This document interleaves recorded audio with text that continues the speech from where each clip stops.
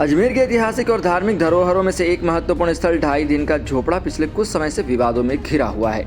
ये विवाद विशेष रूप से उस स्थल में हिंदू और जैन धर्म के संतों द्वारा पूजा किए जाने को लेकर है, जहां एक और ऐतिहासिक महत्व की मस्जिद स्थित है, वहीं दूसरी ओर यह स्थल धार्मिक और सांस्कृतिक दृष्टि से भी संवेदनशील बन गया है। जी हाँ, ढाई दिन का झोपड़ा जिसे ऐतिहासिक महत्व हासिल है, उसके बारे में कहा जाता है कि निर्माण 1192 में अफगान सेना के कमांडर मोहम्मद गौरी के आदेश पर कुतुबुद्दीन ऐबक ने किया था। ये भी कहा जाता है कि इस स्थान पर पहले एक विशाल संस्कृत विद्यालय और हिंदू मंदिर था, जिसे तोड़कर इस मस्जिद में बदल दिया गया। यह मस्जिद अजमेर में एक ऐतिहासिक स्थल के रूप में प्रसिद्ध है और पर्यटकों का आकर्षण भी है। साथ ही मस्जिद में कुल 70 स्तंभ हैं, जिनकी ऊंचाई लगभग 25 फीट है और हर एक स्तंभ पर अद्भुत नक्काशी की गई है। इन स्तंभों के बारे में कहा जाता है कि ये उन मंदिरों से हैं जिन्हें तोड़ा गया था, लेकिन इन खंभों को उनके मूल रूप में छोड़ दिया गया। वहीं इस ढाई दिन का झोपड़ा जो है वो एक संवेदनशील विवाद और पूजा का मुद्दा बन गया है। यानी कि जब कुछ हिंदू और जैन धर्म के संत वहां पहुंचे और पूजा करने की कोशिश की, तो इन संतों ने स्थल की वास्तुकला को लेकर नाराजगी जताई। उनका मानना था कि इस स्थल के गर्भगृह और दीवारों पर जो स्तंभ और नक्काशी है, वे स्पष्ट रूप से हिंदू और जैन मंदिरों की वास्तुकला के निशान दिखाते हैं।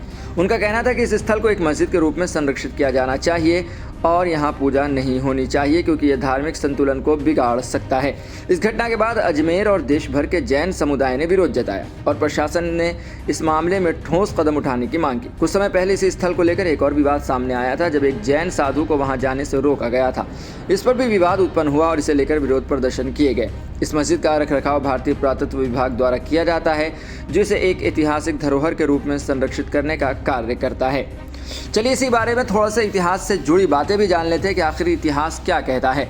ढाई दिन का झोपड़ा का नाम इस मस्जिद के निर्माण की प्रक्रिया से जुड़ा हुआ है। कहा जाता है कि जब मोहम्मद गौरी ने पृथ्वीराज चौहान को हराया था और वह अजमेर से गुजर रहा था, तो उसकी नज़र इस स्थल पर पड़ी।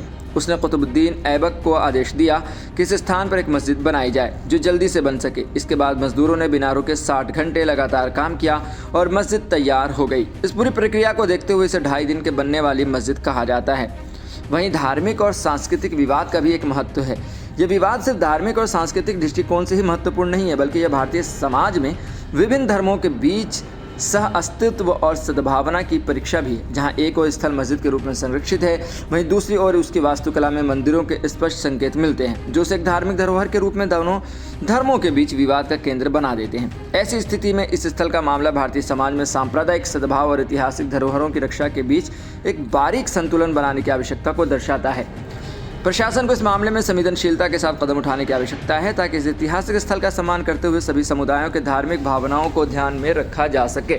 वहीं ढाई दिन की झोपड़ी के बारे में यह भी जानना दिलचस्प है कि पृथ्वीराज चौहान को हराने के बाद जब मोहम्मद गौरी अजमेर से गुजर रहे थे, तो उसकी नज़र इन जगह पर पड़ी थी। गौरी ने सेनापति कुतुबुद्दीन ऐबक को यहीं सबसे उपयुक्त स्थान पर एक मस्जिद बनाने का आदेश दिया था। इसे बनाने में गौरी को 60 घंटे यानी ढाई दिन लगे। इस मस्जिद को बनाने के लिए मजदूरों को बिना रुके 60 घंटे तक लगातार काम किया गया, जो कि एक दिलचस्प बात है। आप ऐसी खबरों के लिए देख रहे हैं सहारा समय का समय डिजिटल।